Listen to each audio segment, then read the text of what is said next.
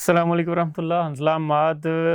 Social media پہ debate چل رہی ہے اس وقت کہ 4 بینکوں کے بائیکاٹ کی بات ہو رہی ہے۔ میں چاہ رہا تھا کہ میں اس کی پوری ڈیٹیل آپ کے سامنے رکھ دوں کہ یہ معاملہ کیا ہے۔ بیسیکلی یہ معاملہ یہ ہے کہ ہماری وفاقی شرعی عدالت نے یہ فیصلہ دیا ہے کہ سود سے متعلق تمام تر قوانین کو ختم کیا ہے، غیر اسلامی قرار دیا ہے اور کہا ہے کہ یہ کالعدم قرار دیے جائیں اور اس کے متبادل یعنی ملک سے بیسیکلی سادہ لفظوں میں سود ختم کرنے کی ہدایت جاری کی گئی ہے۔ جبکہ اس فیصلے کے خلاف 4 بینک جو نجی کمرشل بینک ہیں وہ اس کے خلاف سپریم کورٹ میں اپیل میں گئے ہیں۔ اب میں اس معاملے کا تھوڑا سا بیک گراؤنڈ آپ کے سامنے رکھ دوں۔ پہلے بیک گراؤنڈ اس معاملے کا اس طرح سے ہے کہ سب سے پہلے جولائی 1948 میں جب قائد اعظم محمد علی جناح نے اسٹیٹ بینک کا افتتاح کیا تو اس وقت انہوں نے کہا کہ قائد اعظم نے یہ ذمہ داری سونپی اسٹیٹ بینک کو کہ وہ اسلامی اصولوں پر نظام معیشت کو کھڑا کرے، کیونکہ دنیا نے دیکھ لیا کہ مغربی اصول معیشت سے تباہی کے سوا کچھ بھی برآمد نہیں ہوا۔ یہ 1948 میں ہوا۔ مارچ 1949 میں پاکستان میں قرارداد مقاصد منظور کی گئی جس میں آئین کے بنیادی ڈھانچے کے خدوخال طے ہوئے اور اسی میں پاکستان کے تمام تر ریاستی اختیارات میں اللہ تعالیٰ کی حاکمیت کو تسلیم کیا گیا۔ یہ وہ قرارداد مقاصد ہے جو بعد ازاں آنے والے تمام تر دساتیر میں پاکستان میں تمام تر آئین میں یہ موجود رہی ہے اور اس کی اسلامی دفعات بھی موجود رہی ہیں، خواہ وہ آئین اپنی کسی بھی شکل میں تھا۔ اچھا، اب اس کے بعد یہ ہوا کہ 1962 میں ایک ہمارے آئین جو منظور ہوا ایوب خان صاحب کے زمانے میں، اس میں اسلامی نظریے کی مشاورتی کونسل کی تشکیل ہوئی اور اسے یہ ذمہ داری دی گئی کہ مالیاتی، کیونکہ یہ کرنٹ ڈیبیٹ ہے، اس کے ذمہ اور بھی بہت سارے کام تھے، لیکن جو کرنٹ ایشو ہے اس سے ریلیٹڈ اس کے ذمہ یہ کام تھا کہ وہ یہ ڈیفائن کرے کہ ربا کا مفہوم کیا ہے اور سود جو ہمارے ہاں جس کو سود کہا جاتا ہے، کیا یہ وہی ربا ہے جو اللہ نے اور اللہ کے رسول نے جس کو ربا جس سے حرام قرار دیا ہے اور جس کے بارے میں وعید آئی ہے۔ یہ 1962 میں ہوا۔ اب یہ معاملہ چلتا آیا، ہمارے پاکستان میں حکومتیں بدلتی رہیں، حکومتیں آتی رہیں جاتی رہیں۔ 1973 کا آئین آیا، اس میں بھی یہ ساری چیزیں شامل رہیں۔ اب اس کے بعد پھر 1979 میں جو اس میں میجر ایک یعنی اس میں ہوا یہ کہ ہر ہائی کورٹ میں ایک شریعت کورٹ بینچ قائم ہو گئی جس کے ذمہ کام تھا کہ کوئی بھی قانون اگر ایسا بنتا ہے جو قانون ہمارے اس سے متصادم ہے قرآن و حدیث سے، اللہ تعالیٰ کے احکامات سے، تو وہ اس کو کالعدم قرار دے سکتے ہیں۔ اچھا، اب 1980 میں ہائی کورٹ کی یہی شریعت بینچز ختم کر کے ان کی جگہ ایک مرکزی عدالت بعنوان وفاقی شرعی عدالت، یہ وہی وفاقی شرعی عدالت ہے جس نے ابھی سود کے خلاف فیصلہ دیا، یہ 1980 میں قائم ہوئی تھی۔ اب اسے یہ اختیار دیا گیا کہ وہ قانون کی اسلام کی حیثیت سے ان کو جانچے اور پرکھے اور اگر کوئی قانون اسلام سے متصادم ہو تو اس کو کالعدم قرار دے دے۔ اب ہوا کیا کہ اس وقت 1980 میں مالیاتی امور کے جتنے قوانین تھے وہ 2 سال کے لیے وفاقی شرعی عدالت کے دائرہ اختیار سے باہر کر دیے گئے، 2 سال کے لیے۔ بعد ازاں اس میں 3 سال کی مدت کا اضافہ ہوا اور پھر 1985 میں اس میں 5 سال کی مدت کا مزید اضافہ ہو، یعنی ٹوٹل 10 سال تک وفاقی شرعی عدالت اپنے قیام کے 10 سال تک مالیاتی جتنے امور تھے ان پر بحث کرنے کی اس کی حیثیت نہیں تھی۔ 1990 میں یہ ختم ہوا، عبوری مدت ختم ہوئی۔ اس عبوری مدت میں ہماری حکومت کی طرف سے ایک پریکٹس، میں اب اس کو اسلامی نظریاتی کونسل بھی اس وقت چونکہ موجود تھی تو ایک پریکٹس رہی جس میں غیر سودی نظام، مشارکہ، مضاربہ اور شراکت کی بنیاد پر، نفع نقصان کی بنیاد پر اکاؤنٹس کھولنا، یہ ایک پریکٹس اس وقت رہی، لیکن یہ کوئی بہت سیریس پریکٹس نہیں تھی۔ اچھا، اس کے بعد 10 سال کی مدت پوری ہوئی تو اب تک یہ جنگ چل رہی تھی عدالت کے باہر۔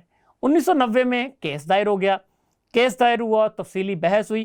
1991 میں نومبر 1991 میں وفاقی شرعی عدالت نے فیصلہ سناتے ہوئے قرار دیا کہ سود ربا کے مفہوم میں داخل ہے اور اس وجہ سے ایسے تمام قوانین جن میں سود کو تحفظ دیا گیا ہے اسلامی احکام سے متصادم ہیں اور ایسے تمام قوانین کو کالعدم قرار دے دیا گیا۔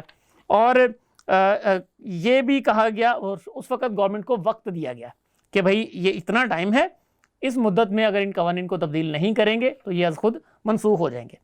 حکومت نے کیا کیا؟ اس نے وفاقی شرعی عدالت کے فیصلے کے نفاذ کو روکنے کے لیے सुप्रीम कोर्ट के खिलाफ शरीयत अपीलट बेंच में अपील दायर कर दी।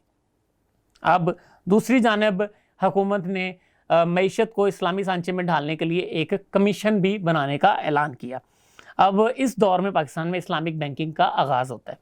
अब उसके बाद ये अपीलें चलती रहीं पाकिस्तान में। आपको जो लोग सियासत से वाबस्ते हैं वो जानते हैं 90s का दौर शदीद तरीन पॉलिटिकल इंस्टेबिलिटी का दौर है। 2-2 साल की हुकूमतें हैं और मतलब वो हुकूमतें आती जाती रही हैं। 99 में इस मुकदमे की समाअत शुरू हुई।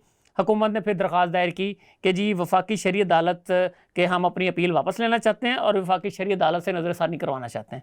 तो सुप्रीम कोर्ट ने कहा नहीं भाई, जो कुछ होगा इधर ही होगा और तो तोज़ी करनी है या तोज़ी। तो उसके बाद वफाकी शरई अदालत के फ़ैसले के तकरीबन 8 साल बाद दिसंबर 1999 में सुप्रीम कोर्ट ने भी यही फ़ैसला सुनाया जो उसने यानी तायद कर दी वफाकी शरई अदालत के फ़ैसले की कि बिल्कुल ये सूद रिबा है और ये इसके मुतालिक तमाम तर कवानीन कालादम है। अब ये हुकूमत को इस दफ़ा फ़ैसले के बाद 1.5 साल का वक्त दिया गया कि भाई 1.5 साल में अपना निज़ाम जो है ना वो सूद से गैर सूदी निज़ाम पे शिफ्ट कर लो। हुकूमत ने इसको 1.5 साल पूरा हुआ तो मज़ीद वक्त मांग लिया, 1 साल का मज़ीद वक्त मिल गया और यूँ जून 2000 तक अबूरी मुद्दत में तोसी हो गई। अब उसके बाद फिर वही बात आती है, PCO के जजेस का ये दौर था और मामलात थे, मुशर्रफ साहब प्रेसिडेंट थे। तो उस वक़्त जजेस तब्दील हो गए जिन्होंने हलफ नहीं उठाया। तकी उस्मानी साहब इसमें उनका बड़ा अहम किरदार था, उनके कॉन्ट्रैक्ट में तोसी नहीं हुई, ये सारा मामला हुआ। तो ये जब एक जज रह गए और इसके बाद फिर दीगर 2 और जजेस को मिलाकर जब ये केस इनके सामने रखा गया तो इस नए बेंच ने जो दायर करदा नज़रसानी की दरख्वास्त थी उसमें वफाकी शरई अदालत 1991 का फ़ैसला कालअदम करार दिया और केस को दोबारा वफाकी शरई अदालत की तरफ भेज दिया। अब जून 2002 से अप्रैल 2022 तक 20 साल तक ये केस लटका रहा है वफाकी शरई अदालत में और अब आके जून 2022 में वफाकी शरई अदालत ने वही फ़ैसला सुनाया है जो 1991 में सुनाया था कि जी बिल्कुल कि सूद रिबा के मफ़हूम में दाखिल है और इस वजह से सूद को तोहफ़ा देने वाले कवानीन इस्लामी अहकाम से मुतसादिम है, इसलिए वो तमाम तर कालादम है। अब हुकूमत ने फिर उस फैसले के ख़िलाफ़ सुप्रीम कोर्ट के उसमें अपील दायर कर दी। अब ये इतनी कोई यानी जहाँ पे 1991 में खड़े थे फिर आके वहीं पे खड़े हो गए। तो ये है इस वक्त का सारा मामला। मैं जजमेंटल नहीं होना चाहिए लेकिन हम वाज़े तौर पर देख रहे हैं कि इसमें हमारी हुकूमत ताख़ीरी हरबों से काम ले रही है। हमारी हुकूमत वो बिल्कुल संजीदा नहीं है इस मामले में कि इस मुल्क से सूदी निज़ाम को ख़त्म किया जाए, बजाय इसके सूद को तहफ़्फ़ुज़ देने की कोशिशें की जा रही। अब जो अपील दायर की गई है बैंकों की तरफ से, उस अपील में क्या कहा गया है? उस अपील में कहा गया है कि चूँकि सूद का लफ्ज़ बहुत सारे और नकात भी हैं लेकिन उसमें यह भी है कि सूद का लफ्ज़ तो आइन में भी है और वफाकी शरई अदालत का ये इख्तियार ही नहीं है कि वो आइन की तशरीह करे। तो ये कहा गया है कि आइन का जायज़ा वफाकी शरई अदालत नहीं ले सकती, तो इसलिए उसके दायरे इख्तियार से ये बाहर हो जाती है ये समाअत, यानी बिल्कुल ही ख़त्म कर दो। तो वाज़े तौर पर ये बात सामने आ रही कि ये हरगिज़ सूद ख़त्म करना नहीं चाहते।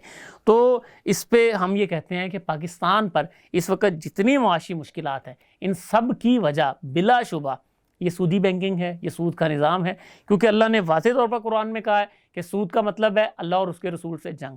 फिर एक ऐसा मुल्क जो इस्लाम के नाम पर बना उसमें अल्लाह और उसके रसूल से जंग करके हम किस तरह से उस मुल्क की मईशत को, उस मुल्क के निज़ाम को बेहतर अंदाज में चला सकते हैं।